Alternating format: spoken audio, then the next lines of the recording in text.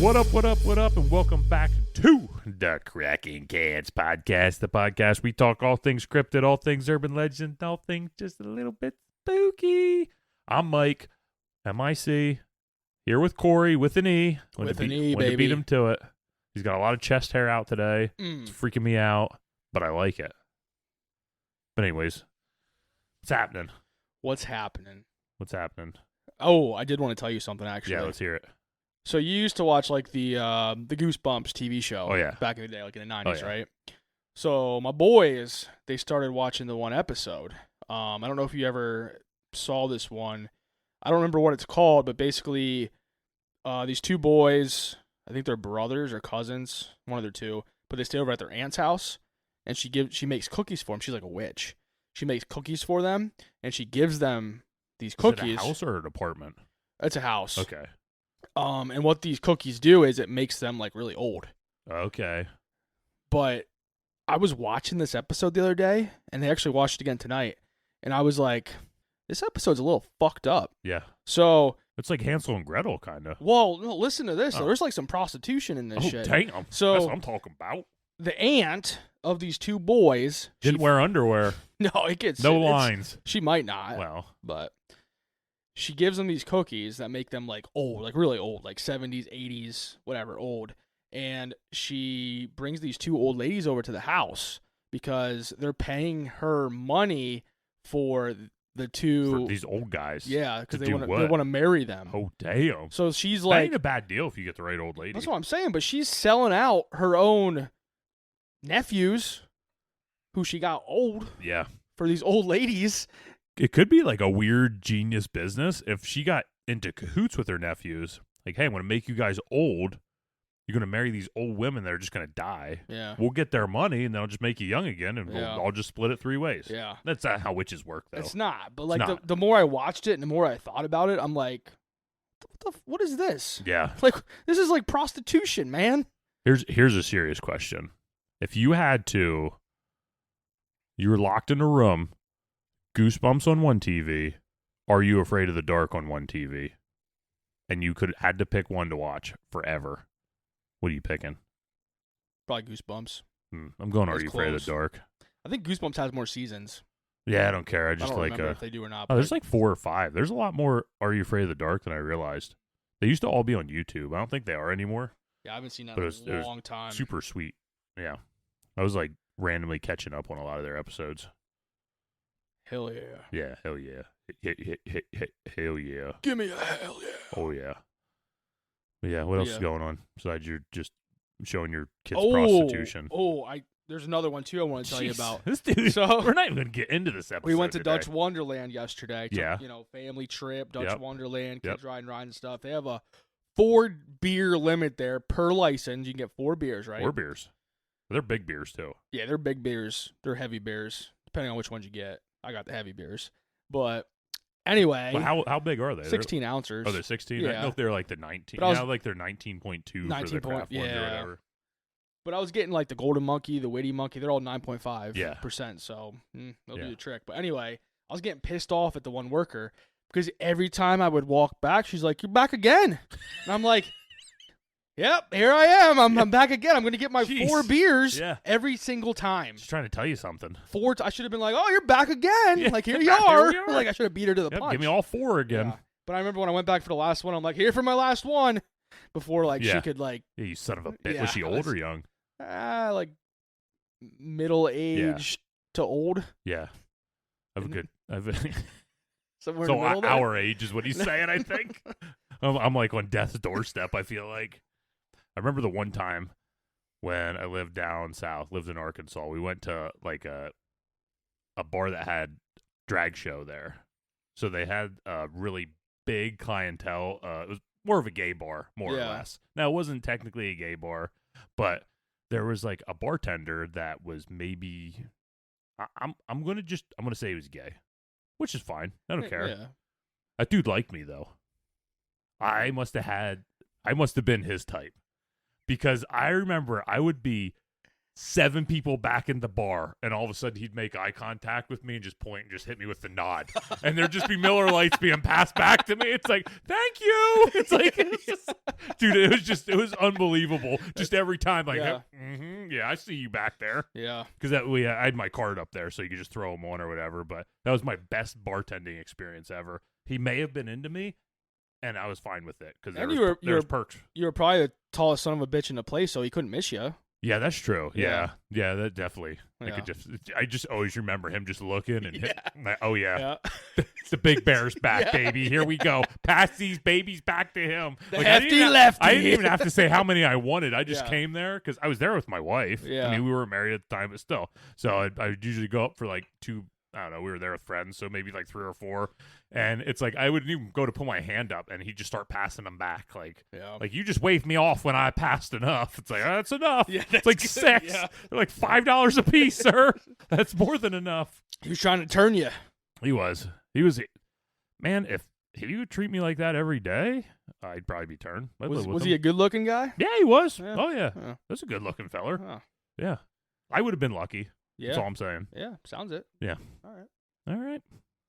On to the beer. On to the beer, baby. This is a new brewery for us. New brewery.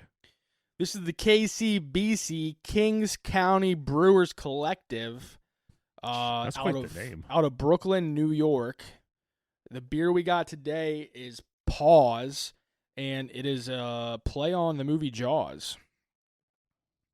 And I think this can is, honestly, this is probably like, I'm going to say it, like, this might be my favorite can art that I've seen so far. This your favorite? Okay. I like it. I like it. I also like the movie Jaws, too, though. So. Well, yeah. Who doesn't? Yeah. That's a classic. Hold on. Breathe, buddy, Too many words. Okay. So anyway, back to the beer here. This is a double dry hopped India Pale Ale, and it is 7.2% alcohol. And a little bit about the brewery. So these guys brought beer back to Bushwick, which is a neighborhood located in the northern part of Brooklyn. From their site, it says, once dubbed the beer capital of the Northeast, Bushwick was home to a large German immigrant population and a thriving brewing industry in the late 1800s. Local beer was everywhere, in particular on Brewers Row, where at one point there were 14 breweries operating within the 14-block area. Dude, that sounds like our That's place right there. That would be a good little jaunt to go on. So at the turn of the century, so like 1900, 10% of the beer produced in the United States came from Brooklyn. 10%, really? Yeah, which I thought that's pretty big. Yeah, 10% of the total beer produced in the U.S. But then Prohibition in New York State's hop blight or fungal disease called halo blight made it difficult to grow hops in the state. And by 1976, the final 2 breweries closed in Bushwick until 2016, which was like 40 years later when KCBC opened their brewery. And these guys really helped build up the neighborhood in Bushwick. They're smacked in the middle of a whole area of food, art, music, nightlife. And it sounds like a pretty dope place, if you ask me. Dope. That's what the young folks are saying about it. Yeah. On to the beer. Pause. P-A-W-S. Not P-A-U-S-E. No, this isn't a PlayStation. We're not taking a break. No. Never. No. So pause. Pause. Pause. Not pause. Pause.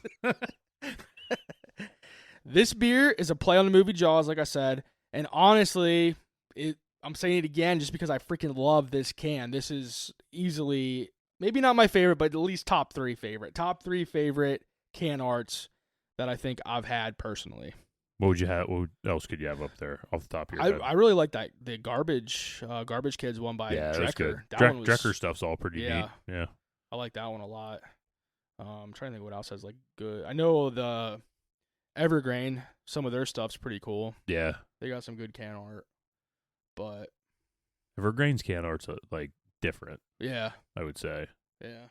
This one and Drecker, not to get us too far off topic. Yeah. I'd say they're a little more like cartoonish Yeah. in like a good way. Evergreen are more just artistic art pieces, I guess. I don't know. They're different to me. But yeah, I can see that. It's a good call. Today on the episode, we're talking about the Beast of Bladenboro, which involves a ginormous cat-like creature that was ravaging through this area, killing animals, mostly people's pet dogs. And they weren't just killing them, they were some gruesome deaths that we will talk about when we get into the episode. Now, looking at the can, you have this ferocious cat at the bottom of the ocean looking up at this dog who is swimming, just taking it easy out there, relaxing on top of the water. And this cat is ready to swim up and rip this son of a bitch to shreds. Dun, dun, Doesn't even know what's about to hit him. dun, dun, Much dun, like dun, these dun, stories dun, we will dun, go dun, over dun, where dun, people's dun, dogs dun, were dun, dun. seemingly living their lives being stalked by a creature in the shadows. And speaking of Jaws, this beer is named after. This beast reminds me a lot of Jaws in the movies when this dude was ravaging through the ocean, killing anyone in his path. Hell yeah. So that's what we're going to see in this episode is this cat is just ravaging Bladenboro and the surrounding area, just murdering all these dogs and other animals in its path. It's awesome. It's very similar to Maybe not awesome. Jaws. But yeah. Yeah. Sweet. I like it. So- I like the comparison. I like the little bit of beer you have left. Cheers. Cheers. This beer's delicious. That's It's so good. that's really good. Really good. It's got like a really good like fruity flavor to it. But it's not like overpowering. No. It, Yeah. it like Yeah, it's blends like a- in. yeah, It it's blends perfect, in yeah. well with the rest of the beer. I agree. I think this is awesome beer. Kings County Brewers Collective. And if you look up some other stuff on their site, some of their other beers have some sweet can arts too. I mean, they have their own artist, which I think a lot of breweries do that have these fancy Yeah. pieces. They have their own artist hired that just makes the art for the cans, which if I'm an artist, that's a freaking awesome job. You're freaking right. Like- yeah. To just be doing that all like, yeah, for sure. Especially these breweries like think of New Trail and stuff like that where they're pumping out a new beer. They don't come out with a new beer every week. They come out with 2 new beers every other week. Yeah, So, yeah. Let's not get it confused. Don't It's get not carried every away. week. Don't get carried away. Yeah. It's 2 new beers every 2 weeks. But Yeah. you're just sitting back. You tell me what it's called, and I'll make something. That's kind of right up there with the person that names the Call of Duty maps. That would be another Oh, job I yeah. would want, you know? Yeah. That's like a dream job. You think there's just one guy that's his only job? Yeah. Like, all right, buddy, here you go. Yeah. Like, Dome. Dome. Got it. Yeah. Nailed it. Yeah. Like, this son of a bitch is a genius. Yeah. Yeah. Yeah, for sure. That's like my other dream job. Yeah. Just naming the maps in Call of Naming Duty. Call of Duty maps. Yeah. So with that, Corey, We're going to get on to the sources first there, Crack Daddy. we never do the sources first. Yeah, we do. No, we always go the beer into the episode and do the sources. Oh, okay. So with that, Let's go. Main sources I used for this episode was NorthCarolinaGhost.com, an article titled "The Beast of Bladenboro." I also used Fandom, which is we use that quite a bit. always it's a cast favorite, I would say. It is. It's a good one. And then also CryptoMundo.com. Never been there, but I Yeah. love it. I will back that source up immediately. The article titled "Beast of Bladenboro" by Lauren Coleman, and her name is spelled Loren. Laurent. Yeah. Laurent. I don't know. So that's the source we used. Yeah. Just goes, yeah. So, let's get on to this son Yeah, of a let's do it. bitch, because it's going to get fun. The Beast of Bladenboro begins. Today we're taking our travels to Bladenboro, North Carolina, which is a small town approximately an hour west of Wilmington, which I've been to. My sister got married there not last fall, the fall before. It's a nice area. I could live down there. Broski It's a nice- he just named it. I bet in the Wilmington. It's a nice area. Today, the small town's population sits around 2,000 people, so it's half the size of our town, Mike. Oh, yeah, there you go. But we're going back in time to 1953 when this small textile town had a population of just under 800 people. Ooh. But before we get into Bladenboro, we're going to start the story at its neighboring town, Clarkton. Jeez, man, we're really getting through North Carolina. Yeah, right we now. are. So just buckle up and Yeah. just hop on for the ride, baby. Yeah, I like it. It was the dead of winter in southeastern North Carolina, December 29th, 1953. The air was cold, the skies gray, and the quiet little town of Clarkton was still recovering from the holidays. Just a few miles down the road from Bladenboro, the kind of place where everyone knew each other and strange things typically didn't happen.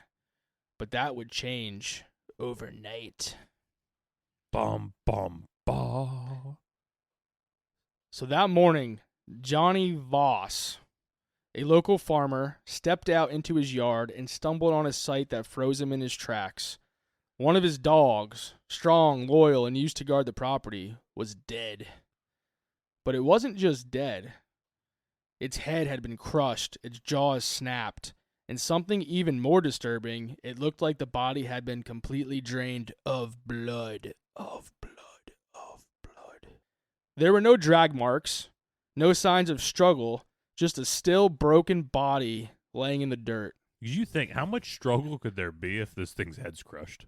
Yeah. It's like if something's big enough to crush your head, probably Yeah. not going to be a whole lot of struggle. It Yeah. just grabbed a hold of you and did what it wanted. Yeah, it's like when we squish a spider. Yeah. There's not much struggle. Dude, I squished a spider today. Sorry, that I did. So there's one crawling in my kitchen. It kind of scared me. I went, "Ugh," and squished it. It exploded. Ooh. Like I literally saw its legs just go out each way, and when I moved my finger, there's just nothing there. It was a pretty good squish.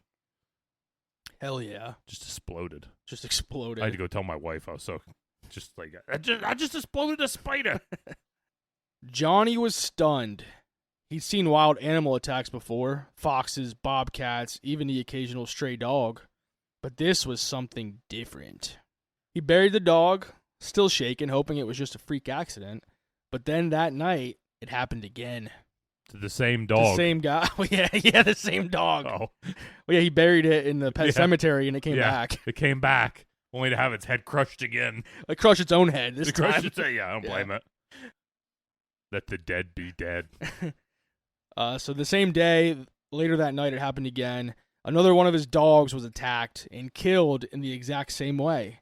Crushed skull, broken bones, no blood. They didn't say what kind of dog it was. No. Okay. Whatever it was, it came back. And this time, it wasn't just a tragedy. It felt like a message. Something was out there in the woods, watching, hunting. Word started to spread quickly through Clarkton and neighboring towns. Folks whispered about a creature, something big, fast, and deadly. They hadn't seen it yet, but they could feel it, and soon, the screams in the night would begin. This was the first blood, the quiet beginning of what would soon become one of the strangest and most terrifying cryptid mysteries in North Carolina history. The creature that would come to be known as the Beast of Bladenboro. When you say screams would be heard in the night, is that like, or is it barks will be heard in the night? So when we talk about this, the creature made like a screaming sound. Ooh, okay. Yeah, but then also, yeah, you would hear a lot of dogs barking and Gotcha. whimpering in the air. So it was Yeah. kind of, they were like the Probably three head things. crusher's probably not a whole lot of. It's probably like Yeah. just done. Yeah, done. Short and sweet. Now, before we continue our little adventure in North Carolina, there was another woman in Clarkton that backed the claims of old Johnny Boy. She reported seeing a large cat-like creature outside when she heard her neighbor's dogs barking and whimpering. And this was on the same night that Johnny's dogs were killed. Same night. Okay. Same night. Yeah. So I don't know as far as time frame goes if it, if Johnny's first dog was dead, in the morning, and then she heard this thing, and then it killed Johnny's dog after that. I don't know the order of things, but I just Gotcha. know on the, the same night she heard and saw a creature outside. So now we're gonna go to December 31st, New Year's Eve, baby. The Beast. What year are we in again? Sorry. 53. 53. Yeah. 1953, right? 1953. Okay. I don't know. I was kind of wondering if it was like 1853. I didn't know. Yep, 1953. 1953. Okay. New Year's Eve. Last day of 1953. It is the last day, you're right. The Beast would strike again. Dun, dun, dun. Bladenboro Police Chief Roy Fors. Okay. I thought that was going to be it. Roy. No. What's his last name again? Fors. Fors? It's Fores. Okay. So maybe it's Forez. I don't know. I don't know. I kind of like that. Fors. Yeah. Fors. He's an avid golfer. Yeah. Four. And I'm pretty sure, too, in a previous episode, didn't I mention how every sheriff or police chief like has the goddamn name Roy? I'm pretty sure I said that in an episode. Probably. Yeah. I don't know. We have dealt with so many like sheriffs and police chiefs through the course of the past year. I can't keep them straight. But I'm pretty sure I said that. If I had to guess, I would guess that Roy's dad was also a police chief, though, because that's how everybody is. Yep. Anyway, our boy Roy, who we're going to find out, seems like a cool effing cat. No pun intended. Cool. He sounds cool as shit. Cool. Okay. Little dumb, but well, I think he's... Yeah. He'd be friends with us then. Yeah, that's what I'm saying. Yeah. Like, we would get along with this fella. I'm in. So, New Year's Eve, Roy received a call from local farmer. We talk about a lot of farmers, too. We do, yeah. A lot of this stuff happens out in rural United States. So I feel like there's farmers there. More so than other places. I don't know. So this farmer's name, if I ever go into the adult movie industry, this is going to be my name. I can't wait. Do you want to guess? Do I want to guess? And just think of something like just crazy, like a wild name. Like it's an actual first name. Don Longschlong. I don't. Woody Storm. Woody Storm. That is a good one. Yeah. Woody. That'd be a good first name. Because the storm's coming, baby. The storm's coming. Yeah. You'll pick up your toys. Sheriff Woody's gonna come clean your ass up. There's gonna be a lot of hail. Yeah. And snow. And pie. Pie. Yeah. Pie. So Woody Storm called Sheriff Roy about an incident that happened on his farm.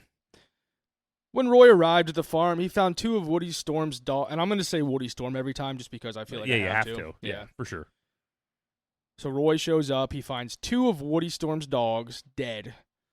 Woody Storm reports that it was something big that got his dogs. But the odd part was they were both drained completely of their blood. The police chief was at a loss and wasn't sure what could have done this to Woody Storm's dogs.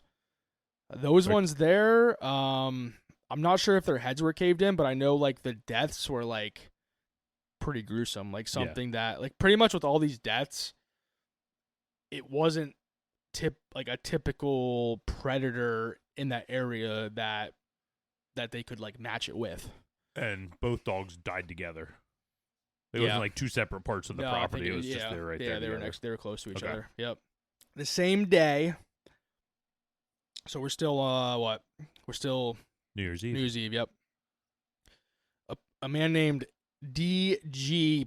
Pate was working at his service station, and I don't know exactly what this dude was doing. I don't know if he was like a park ranger. Or I don't know what. I don't know if he was a police officer. I have no idea what type of service station he... Dude, I thought he was like pumping gas. Maybe. Could have been. That's where my brain went. Yeah, I mean, could have. Yeah, there we go. Could be. Yeah. But he was working at a service station when he witnessed a dog being attacked by a large creature, and then he witnessed this creature dragging this dog into the woods. And there's not really too much more about that story. Like that's it. That's the only what piece. he saw. Yeah, that's the only piece. That's what he has to add to history right there. Yeah. But then reports began coming in from all over Bladenboro about a giant cat-like creature roaming the area. People began reporting that their dogs were missing or being found dead. People described this creature as a bear or a panther. Size typically around 4 to 5 feet long, not including the tail, and estimated to weigh between 80 and 150 pounds.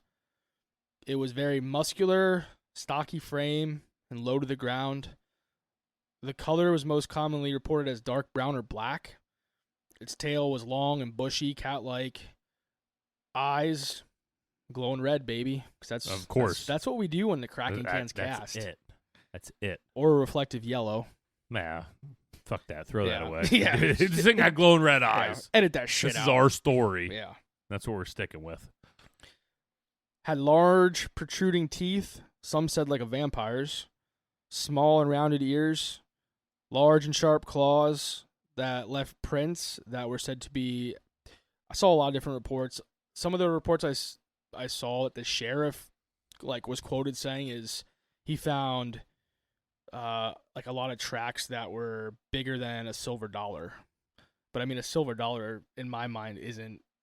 I think it's only like an inch and a half diameter or something like that. It's not huge. And I don't know, too, just here in the description, 150 pounds doesn't seem that big. Just be out there crushing dog skulls and stuff, you know what I mean? I mean, 150 pounds is big, but I don't know. Could be a mountain lion. It could be a mountain lion. But I would think they'd be more than 150 pounds. Maybe they'd only be 150. Yeah. But do you think a mountain lion could just crush a dog skull? Yeah. That's what's getting me. They can, because I looked it up. Okay. Yeah. All right. That's the only reason I know. Otherwise, I There you go. I had no idea. He's here for the people. That's right.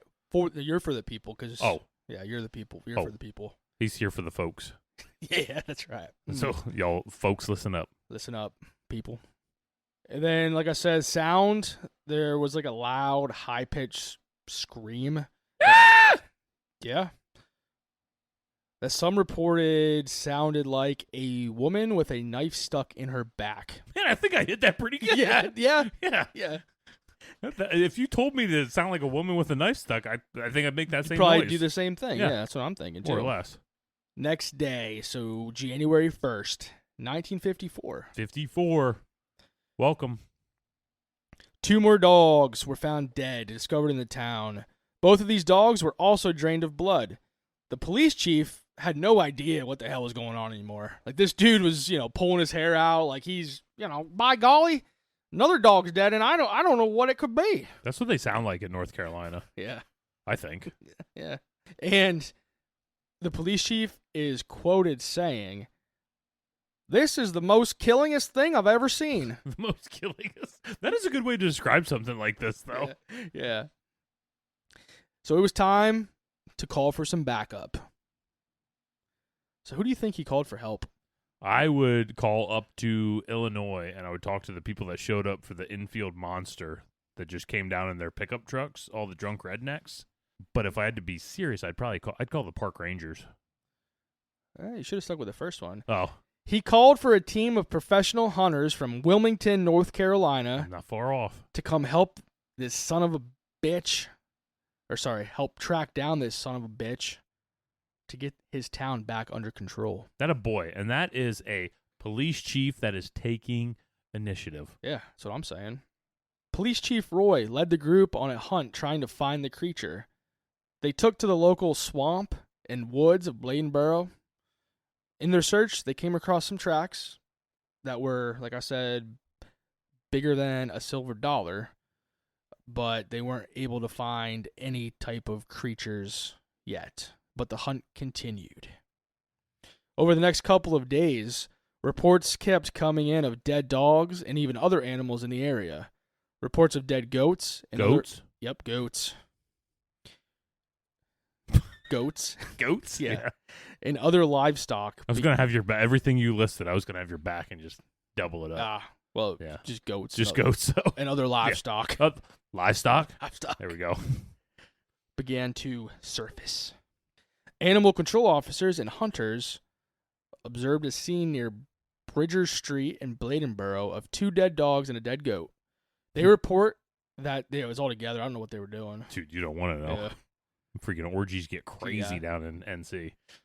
They report that the scene was so gruesome and unique that they couldn't identify what animal could have done such a thing. There was a goat with his head shoved so far up a dog's ass that the dog coming out the dog's mouth was actually a horn.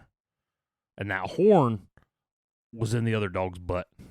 It pierced the other dog right through his skull. and killed him. Oh, I thought that was more like a butt. Oh, yeah. I'm going butt, I think. It could have been. Yeah. Could Yeah, be. Could be. Either Yeah. way.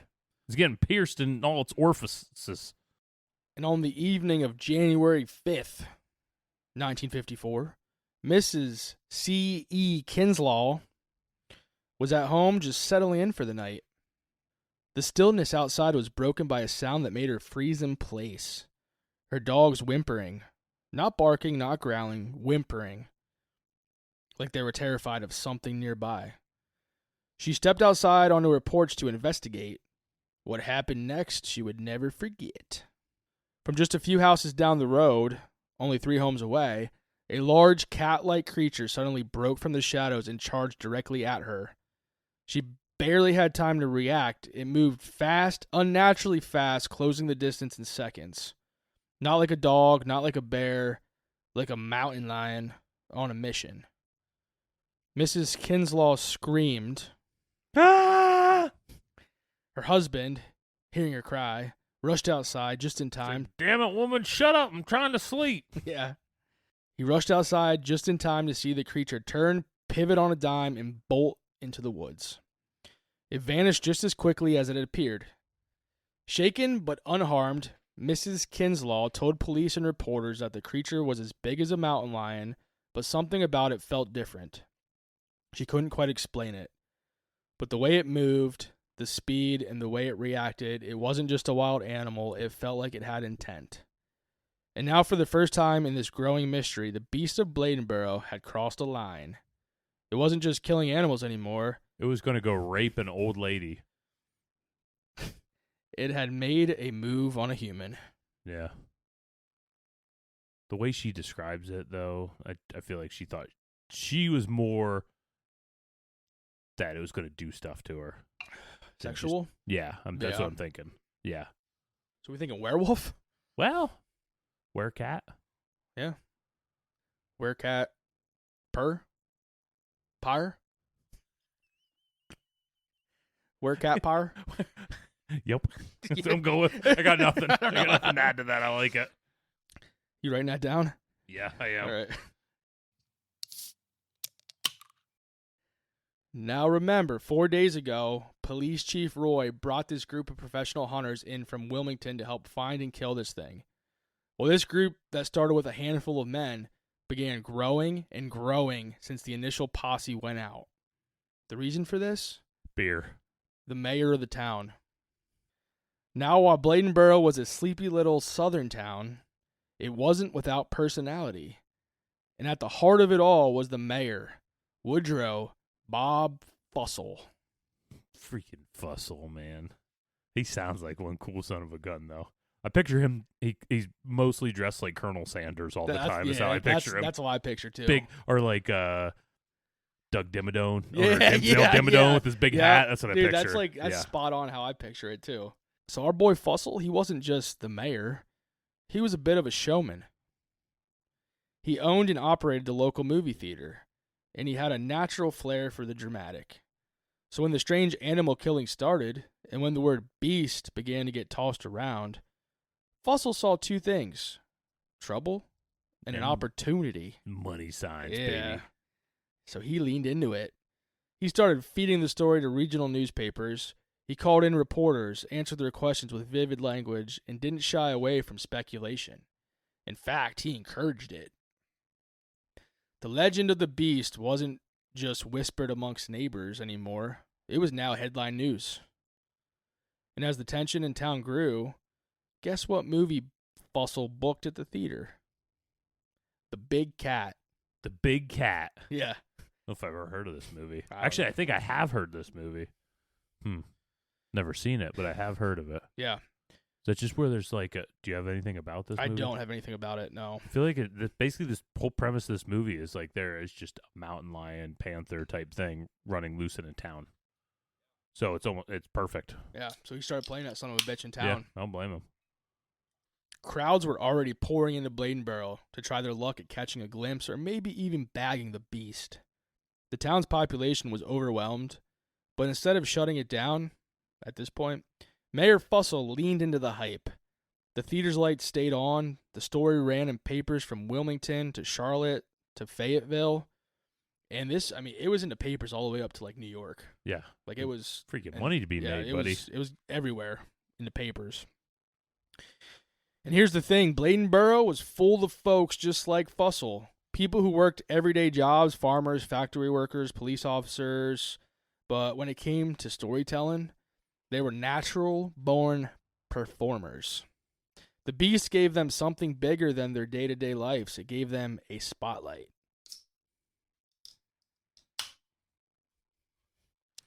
Couldn't have taken any longer. I know, that was the longest fucking crack.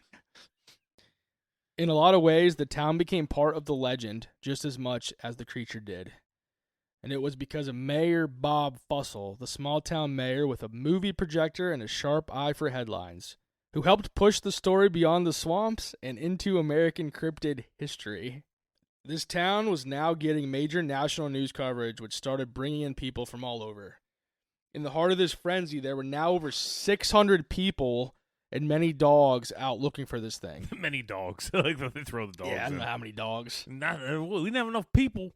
There's only so many people to go, so we just started nabbing dogs and sending them out there, too. Yeah. So you just imagine, like, a group of 600 people, though, at once? Yeah, just it's dangerous. Yeah. Because they all have guns. Yeah. And they'll have something to protect Beer, they themselves. definitely have beer. For sure. Yeah. Absolutely. We talked about it with, like, Enfield. That's what these guys do. More than hunt is drink beer and party. But yeah, 600 freaking people out in the woods together, armed with guns at night, too. Yeah. You know, it's not even daytime. It's nighttime. So hunters were coming from all over trying to bag this thing. And nobody knew what the hell they were looking for. Some thought it was a coyote, a bear, a wolf. Some thought it was a Carolina panther, which is a species that used to live in the area until the early 20th century when it is believed to have gone extinct. And then it was reintroduced back in the 1990s when the Carolina Panthers expansion NFL team was brought to Carolina, baby. Yeah. Hell yeah. I never actually knew that they were based off of a Carolina Panther. I didn't know that was a thing. Yeah. We're going to find out later when we go to theories, but the Carolina Panther is just a mountain lion. Okay. They just call it a panther down there. Okay. Like cougar, puma, all that shit is a mountain lion. It's all the same. Yeah. It's just down in North Carolina country, they call it a Carolina Panther. Not to be confused with Black Panther. Yeah. Or Pink Panther. Oh. Do-do. Do-do. Do-do. Do-do. Do-do. Do-do. Do-do. The only way these people were going to know what kind of animal they were dealing with was by finding it and killing it. And wearing its skin. Mmm. Is that tasty? A little bit. And it's estimated that at the height of this shitstorm, there were over 1,000 hunters at a time. So there's 1,000 hunters. You said the population of this town. 800 at the time. 800 at the time. So, yeah, there was more people there than the population. Yeah, more people there to hunt this thing down, armed with everything they could. Oh, man. Yeah. This is a scary situation. This is my type of town. That's right what here. I'm saying. Like, I love this. They're just pumped. The mayor and the police police chief are just like, yeah, let's get this thing. Let's go. Let's go. Mayor Dimmadome was all about this. Dub-dibba-done? Owner of Denzel Dimmadome. Yeah. So they just started blasting. Yeah. Anything that moved. Freaking right they did. Just a bunch of Franks. Yeah. Yep, definitely Franks. And the majority of the town folk at this time had outdoor potties to go pee-pee and poo-poo. And therefore, these people started having thunder. Why you word it like that? Yeah, I don't know. That's what I had in my notes, too. I feel like your kids were in the room when you wrote that. They had to take shits and pisses. There you go. In their outhouse. Yeah, in their outhouse. But they were too scared to go outside. Not only for this creature that was running around killing dogs, but also the 1,200 of... Dude, I'd be more scared of them. That's what I'm saying, yeah. For sure. So they had thunder jugs, which were just big jugs. Jugs? They were called thunder jugs. Hell yeah. Yeah. That they would just do their business in, and then in the morning they'd go out and dump it in the outhouse. I won't even dump it out. I'd drink it. Did you ever see the episode of Hoarders with that lady that likes to poop in buckets and smell it? Dude, it's the best. Sure. I'll send it to you then. But so they're at her house. They're cleaning her house because she's obsessed with pooping in a bucket because I think she just likes to smell it. Yeah. I don't know. And at the end of it, they're cleaning out her entire house. The guy there that's helping says, "Look, when we clean this out, you are done pooping in a bucket. And the look on her face is 1,000% like, no, I'm not. Like, no, I'm going to keep pooping in this bucket, but you go ahead and and she just goes, yeah, I'm done pooping in buckets. But it's like, there's no way. She shit in a bucket as soon as you walked out of this room. She found the nearest bucket and took a huge dump in it. There's no doubt about it. It's like one of my favorite Hoarders episodes ever because I don't understand it. They should just get rid of her toilet and just make like a custom like toilet bucket. They should. In the bathroom. She'll go in the bathroom to shit in the bucket. What? So it's not like she doesn't have a toilet or it's covered. No, the toilet's right here and she's just shitting right here. Doesn't care. I'll send you the clip. It's amazing. It's like my dog. He goes outside instead of pissing in the yard. He just stands there, looks at me, and pisses on the grill. Yeah, well, every day. Every day. Yeah. That reminds me though, when I used to work with at the aging office as a protective service investigator, I had this one case. This guy who was just straight up alcoholic. His plumbing was this guy. Sometime I'll tell you the whole story about this guy, but basically I think he's a serial killer. But I don't want to say that too loud. Oh hell yeah. He pooped in bags, like grocery bags. He had them all in the basement. That's got to be harder. And out on the front porch, they were piled up, just bags of his poop. Well, what's his plan? That he's just going to die before he ever has to do anything with them, or what?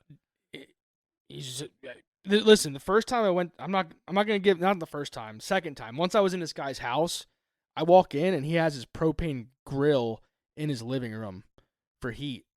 Fucking dude. This dude's living in 2058, and we're back here. And yeah. Fucking propane grill. Yeah. He's freaking genius, because guess what? And when he gets so hot, he gets hungry, he just throws a burger on that bitch. He's freaking good to go. Yeah. And it also makes his house smell good then, too. You're freaking, wow, hopefully. Yeah. Well, I guess, yeah. Yeah. As long as you don't leave it on there too long. But I remember I asked him, like, hey, I'm like, we take this grill outside? Like, this isn't safe. He's like, not till my heat gets fixed. This is my heat right now. Hell yeah. All right. I respect that. You know how I went through heat issues this winter? This dude had handcuffs throughout his whole house. He had what? Handcuffs. Yeah. In case? Dude, every room. I went around. So listen, I was just so intrigued by this guy just to see like what all he had in his house. It's like, take me. So like, show me. I was down in this guy's basement.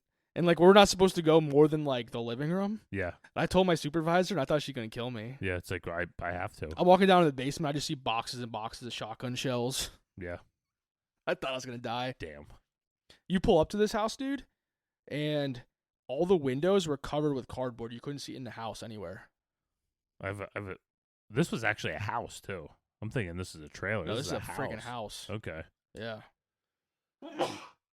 Yeah. And this guy in front of his door, he had like this code carved in the top of his door frame.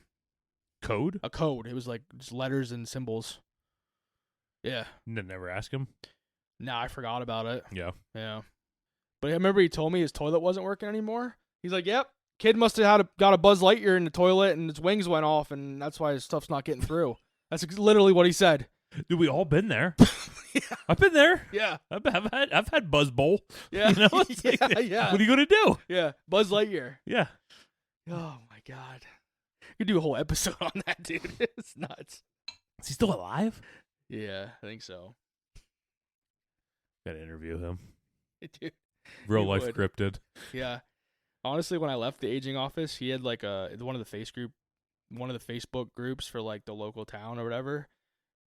One of my old coworkers sent me a screenshot of something he said. He's like, yeah, company's so bad they can't even keep good workers like Corey there. And like he was he was just like, yeah, he was ripping them apart. Yeah. But yeah, it was funny.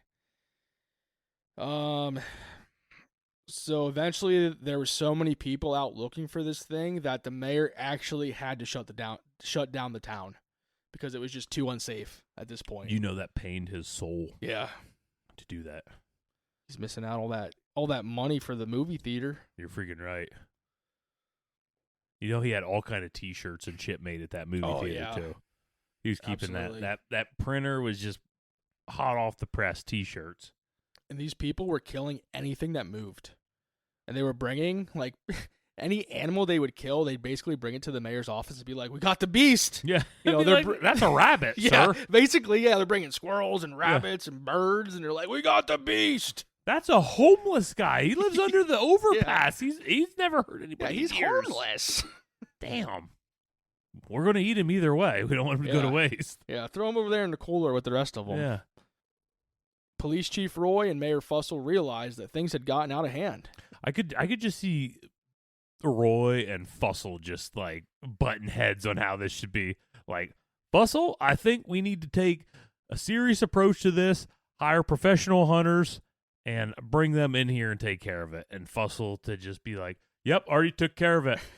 I sent for the best guys in Idaho." Yeah. And anybody in between that has a gun. They're all welcome here. We're going to bring them all. So just when they realized that things had gotten out of hand and this town was in straight up pandemonium, Police Chief Roy had a clever idea to catch the beast to end this craziness. So I want to ask you, what do you think his plan was? All right, so I have an intricate plan that I feel like me and Roy could be on the same page. You just put yourself in Roy's shoes, like just what we know about this guy, his quote, like just what type of person you're building in your mind. If you were him, what would be your plan? My plan would be I would bring in my best deputy. I would tell him to go out west, go shoot a mountain lion, put mountain lion in your truck, bring him back here. We will go out and open fire into a bush, and we will drag that mountain lion out and say that we have finally killed the beast. That's actually a good plan. That's my plan. That is a good plan. He didn't do that, but that's okay. Damn. That's Roy. Damn it, dude. That's I thought we were on the same page. No. Damn. No, his bright idea was to chain up dogs as live bait. That's okay. Well, if you had asked me what my second plan was, that would have probably been my second plan. Yeah. Yeah, I could see that. But then, the local humane society stepped in and said, "Yeah, Roy, you can't do that, buddy. Roy, you can have 3 dogs. Yeah. 1 Chihuahua, 1 boxer, and 1 of your choice. But it cannot be a Labrador because Americans love their labs." Yeah. On January 13th, 1954, Bladenboro, another farmer, Luther Davis, was fed up with these out-of-towners. He decided to take matters into his own hands. He wanted to save his town and rid the beast and all of these people. So what did he do? Fucker went out and got the beast. He went out in the swamps near Bladenboro where the search party did not go. While in the swamps, he heard something making loud, odd noises. When he got closer to the noises, there he found, stuck in a bear trap, a bobcat. A bobcat?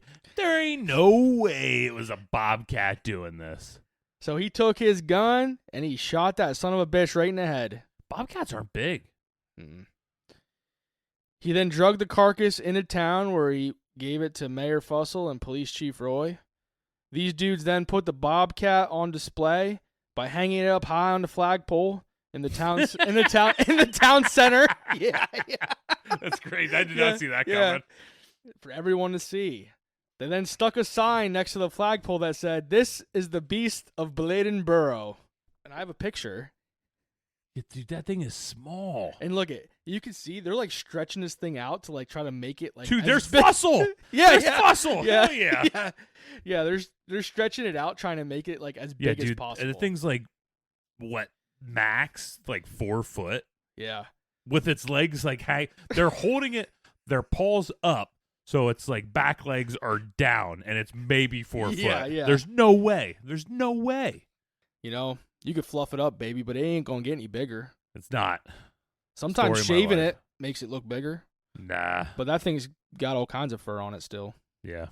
But just like me. The hefty lefty. The hefty lefty. I'm still a righty. Yeah. I just need that to be out there. Yeah, that's what they call me, the hefty lefty.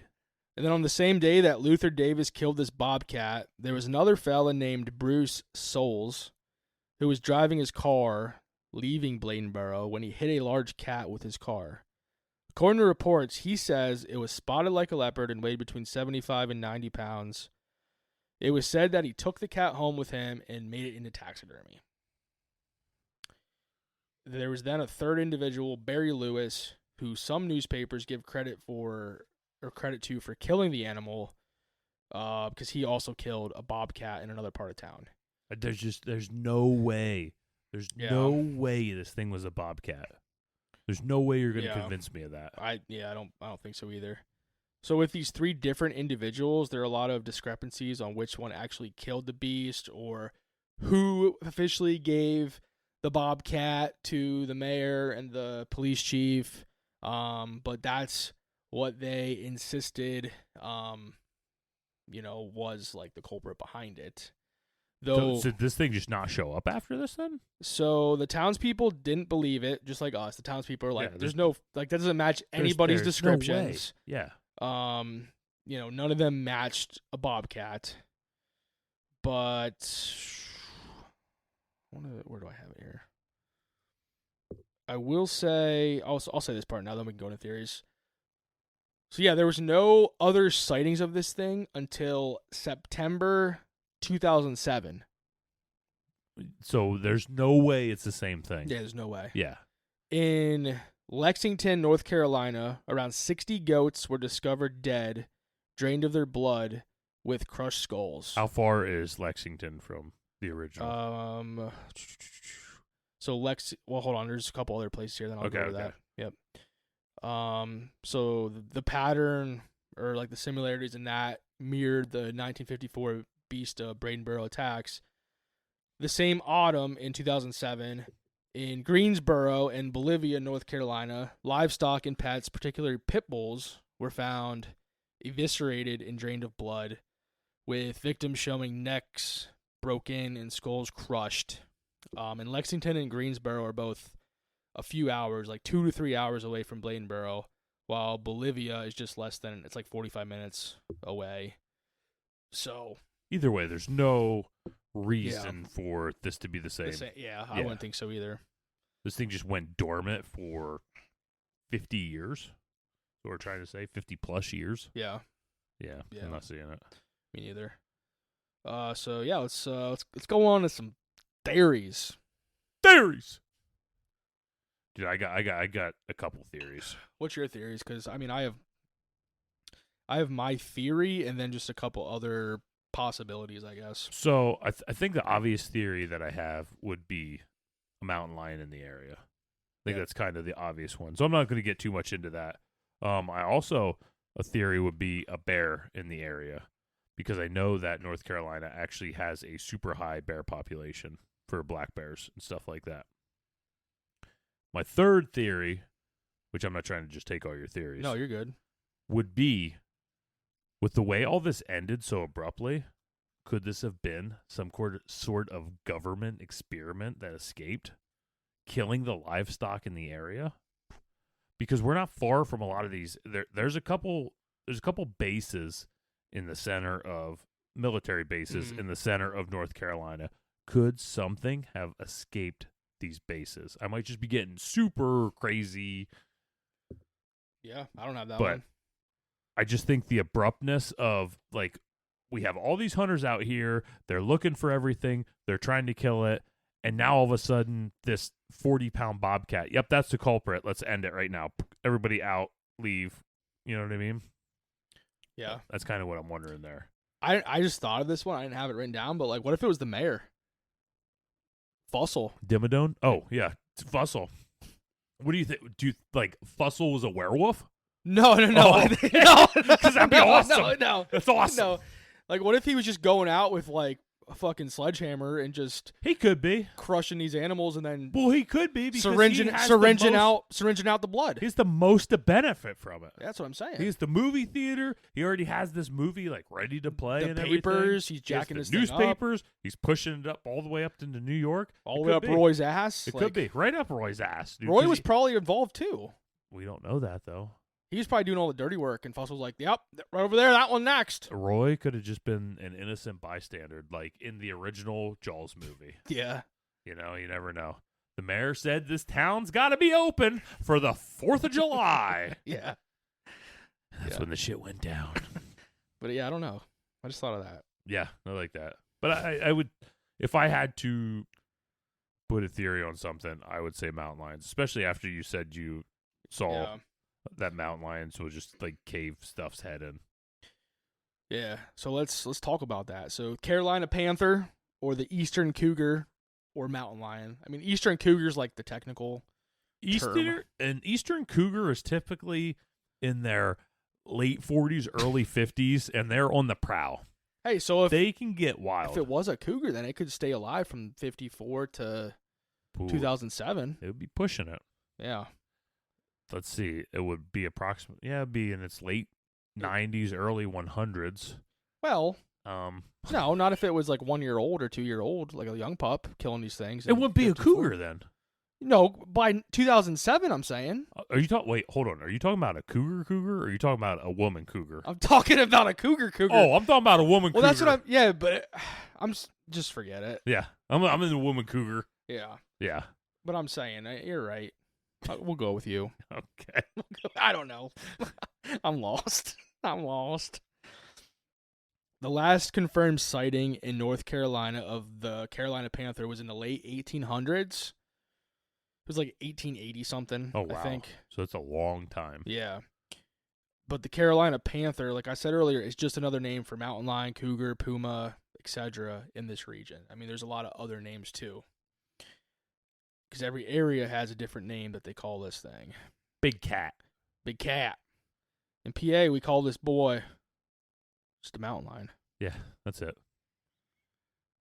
Which people claim to this day that they've seen mountain lions, as you know, in Pennsylvania. Dude, my dad's seen a mountain lion in Pennsylvania behind their house. Yeah. He swears up and down. That dude does not ever swear on anything that's like not like 100% true. Yeah. He'll take that to his grave. He saw it running across the field behind his house. I believe him because it's probably you dressed up in a mountain lion costume. Nah, I dressed more like Buzz Lightyear. Get lodged in toilets. Yeah. The eastern cougar could be found the eastern cougar could be found all the way from Maine down to Florida. And in 2018, so like I said, in the late 1800s, that's when the last one was seen in North Carolina. Though the last one seen, like, the last eastern cougar seen on the East Coast was in 2018, I think, or 2000. No, sorry. 1938 in Maine was the last sighting of it on the East Coast. And then in 2018, it was officially declared extinct. So 1938 Maine was like the last sighting, official sighting. Yeah, it's a long ways away and a long time period between sightings, I would say. Yeah. But how those cougars kill, they crush, bite the prey's neck or skull. Cougars typically kill by biting the neck or back of the head, breaking the spine or skull. It's fast, it's lethal, and it does match what we've seen in the Bladenboro like killings. Are we talking about the cat or the human again? The cat. Okay. Yeah. The big cat. Okay. Yeah. That makes more sense. Yep. They also drag the prey away to feed, but the thing is about this thing is there was nothing like feeding on the meat or anything of the dogs. Yeah, it was just the blood. Just the blood. Okay. Powerful strength for their size. So a full-grown mountain lion can weigh 120 to 150 pounds and leap 15 to 20 feet in one bound. See, and that would make sense for the woman that saw this thing. How quick it got to her. Yeah. So they're totally capable of killing large dogs and even livestock. And they use stealth and ambush tactics where they kill their prey with just explosive speed, which, like you said, could explain Mrs. Kinlaw's encounter. Like, the thing that makes people not think that it was a mountain lion was because of the blood completely being drained from the bodies. That's not something that is seen from, cougars. Yeah, just wonder what if it like punctured a main artery or whatever in it in the process of killing it. So it punctured the artery. It's still alive, so it's having mass amounts of volume. Could the blood just kind of seep into the ground and it Could, makes it look like it was? I don't know. Yeah. Or if it all, yeah, I don't know. That's something to think about. You think with some of these deaths, though, there would have been blood somewhere. Yeah, you would. Yeah, for sure. Just other known predators, like in this area in the 1950s, there was the bobcat, but they only got around 50 to 30 pounds. Yeah, they're small. They're shy. Yeah. They're rarely seen. They can kill small animals, but I mean, could they kill a dog? Depends on Maybe. the dog, I guess. Yeah. Because a lot of the dogs, we didn't have the size or weight or anything of it. But still, even if let's just say on average, these dogs are 40 to 50 pounds. Yeah. I don't think a bobcat's crushing their skull. No. I don't think they have the power no. behind it to do that. Yeah. And also, there was the red and gray foxes. They were common, small, fast, crafty, but not very dangerous. They wouldn't be able to kill large dogs or crush bones. Coyotes, I didn't know this, but coyotes were not common in North Carolina in the 1950s. So they actually didn't naturally expand into the southeast until like the 70s or 80s. Oh, wow. Yeah, I didn't know that. Yeah. So they weren't even there during this time yet. Even so, I don't think a coyote is yeah. Like maybe in a pack they could take down some dogs. They could, yeah, and they could take them down. Crushing skulls. That's like the biggest. That's the biggest thing that is hard to explain with these smaller predators. Like a fox isn't crushing a skull. No. Bobcat's not crushing a skull. Coyote's not crushing a skull. And then black bears, native to North Carolina, very strong, capable of killing livestock or dogs, usually shy and avoid humans unless cornered or protecting their cubs. Attacks would leave very different signs than a feline attack. So typically they would be more like ripping, not crushing skulls. So they would be like ripping the flesh off. Yeah. So like it's possible, but it's not likely based off of the deaths of these dogs. Yeah, and I also think it's not as likely looking at the time frame, because typically like a black bear's not going to have their young until the springtime. Yeah. So around this time at the end of December, early January, it's not going to be protecting its young. Yeah. So in that case, there's really no reason for it to be just going to attack farm dogs. Yeah. Unless there was some sort of major scarcity of food. Yeah. Which I don't know. Yeah. And then I said the other one I had was like domestic dogs, like feral packs. But again, they're not going to crush skulls. Yeah. Not likely. Yeah. And then like the mountain lion is, based off of all the ones I went over, the mountain lion is the most plausible suspect.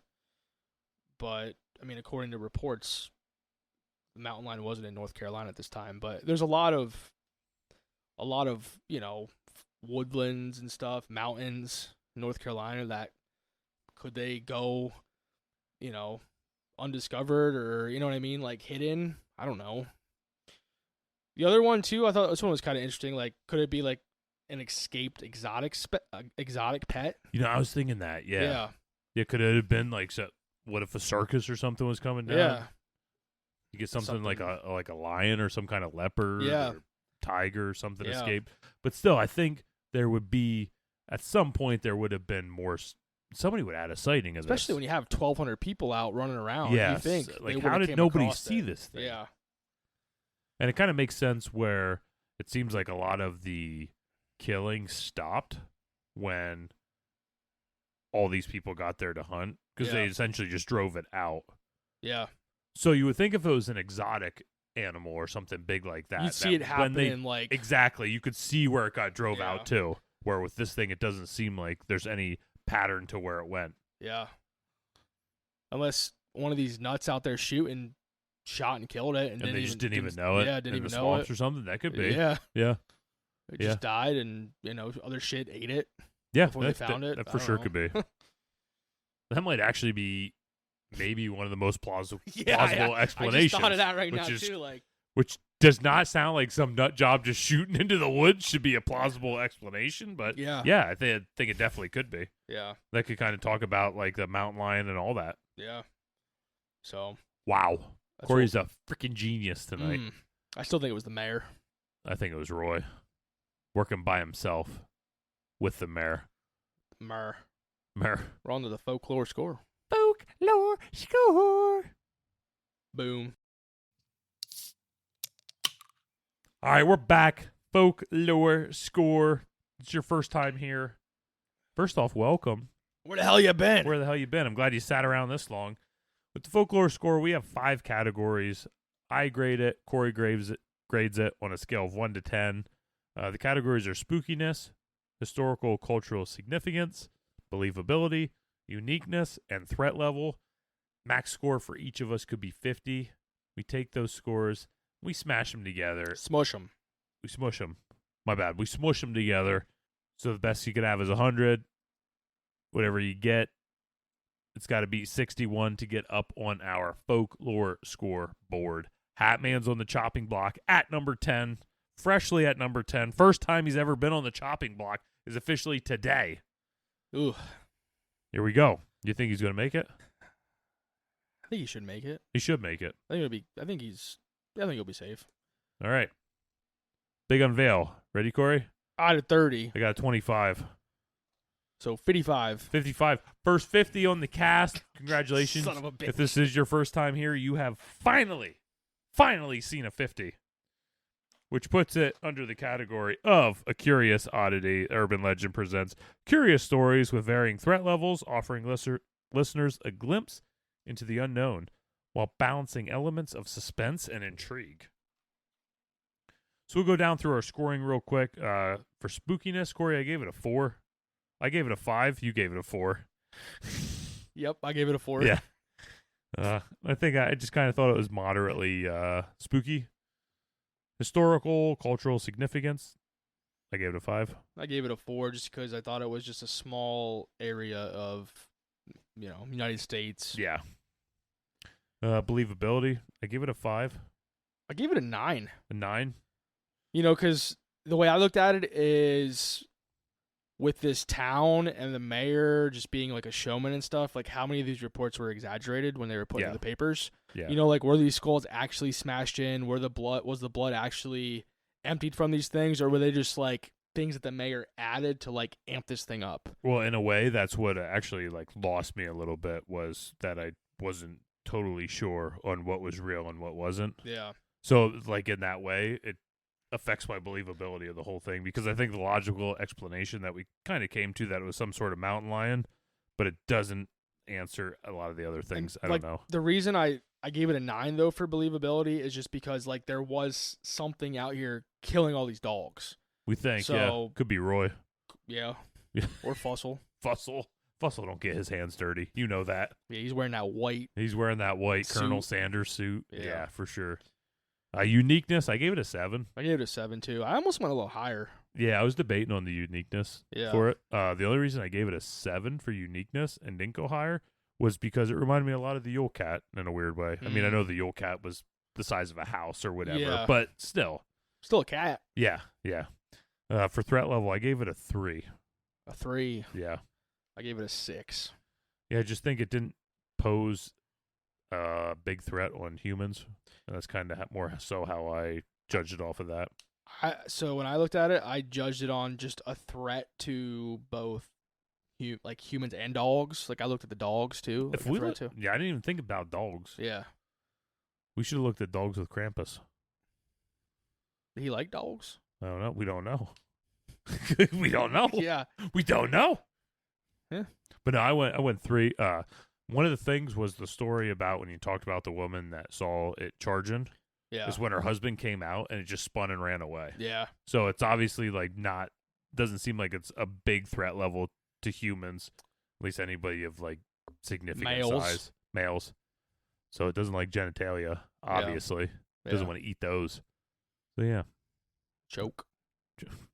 What was that? Nothing. Jeez. So that's it. We got another episode of the Cracking Cans cast in the books. Corey, good episode. Thank you.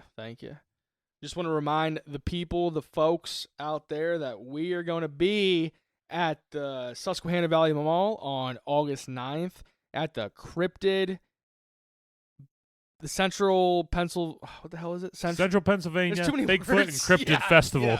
Yeah. Yes. There you go. Thanks. Yep, August 9th. We will be there. Come out, say hi to us.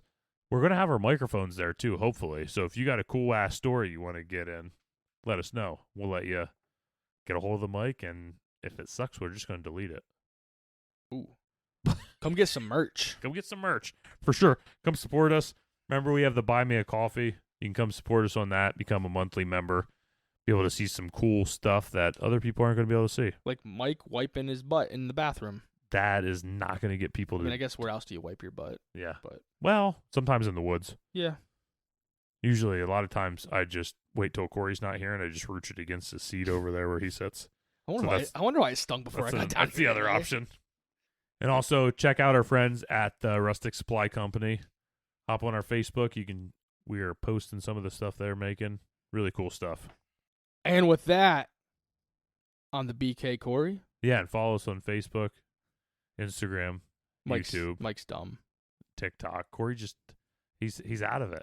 He's out. He's done. I'm tired of listening to you talk. Stick a fork in him. I'm trying to tell the people where to follow us. We lost all the listeners by now. No way. Corey's he's on. All right, Crack Daddy Mike, I'm out of here.